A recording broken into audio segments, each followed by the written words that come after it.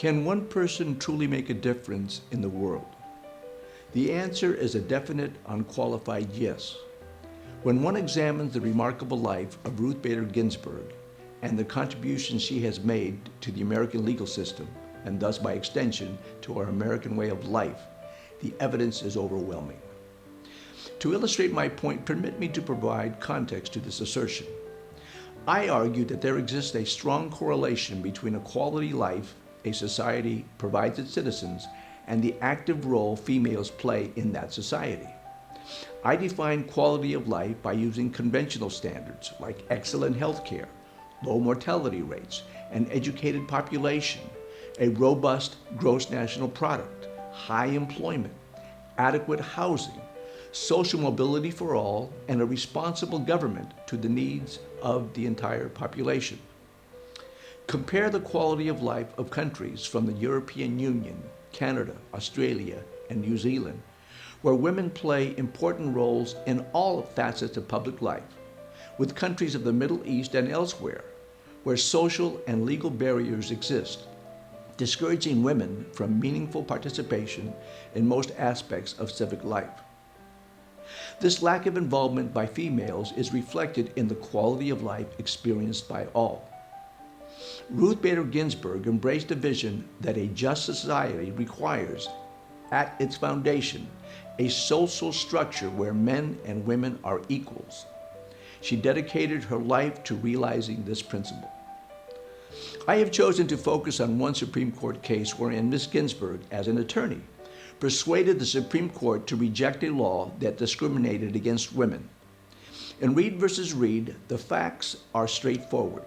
Sally and Cecil Reed adopted a son, Richard, who died under unfortunate circumstances in 1967. Sally petitioned the probate court to be appointed administrator of their son's small estate. Her estranged husband, Cecil, also petitioned the court for the same appointment. The probate court ruled that despite both Sally and Cecil were equally qualified for the appointment as administrator, Idaho law mandated that males be selected over females. Sally appealed this decision all the way to the U.S. Supreme Court. Ruth Bader Ginsburg wrote a friend of the court brief analyzing the relevant facts and law. This brief came to be known as the grandmother brief because lawyers for years following the Reed case borrowed and refined the arguments she advanced in similar gender discrimination cases. The table of authorities attached to the brief contained a compendium of just about every then existing legal case, law review article, book, federal report, sociological, political, and historical treaties, and human rights documents addressing gender equality.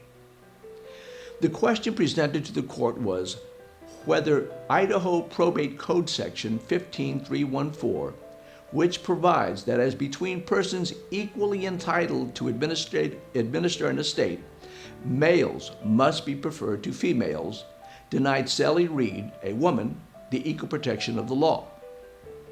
Relying on race discrimination holdings rendered in the recent past, Ms. Ginsburg argued that the sex line drawn by the statute mandating subordination of women to men without regard to individual capacity creates a suspect classification requiring close judicial scrutiny.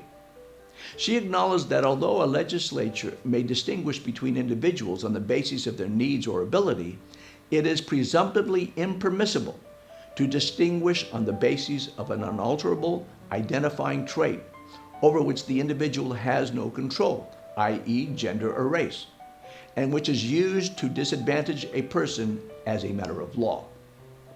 She argued that the time was ripe for the court to repudiate the premise that the legislature may draw a sharp line between the sexes, just as the court repudiated once settled law that differential treatment of the races was constitutionally permissible. The Supreme Court in the Reed case found the Idaho probate statute unconstitutional because it discriminated against a person equally qualified to administer an estate on the basis of sex alone. Thus, the statute, as enacted, violated the Equal Protection Clause of the 14th Amendment. The Reed case was the first in a succession of cases to persuade the courts to 1.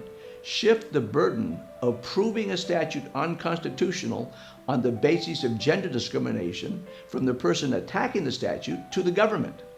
And two, to deem at the outset of any analysis that discrimination based on sex was suspect, requiring the government to justify the discrimination by showing a compelling state interest was being advanced by the disparate treatment.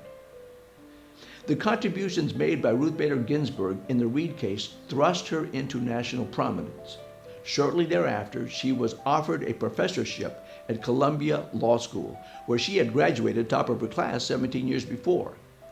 As a tenured professor at Columbia, she wrote the first textbook on sex and discrimination law, and later established the Women's Legal Project, which permitted her to train a generation of lawyers to pursue litigation in gender-based discrimination cases. An appendix attached to the government's brief in the Reed case identified over 800 federal statutes that contained sex discrimination language. Ruth Bader Ginsburg used this appendix to create her legislative litigation agenda.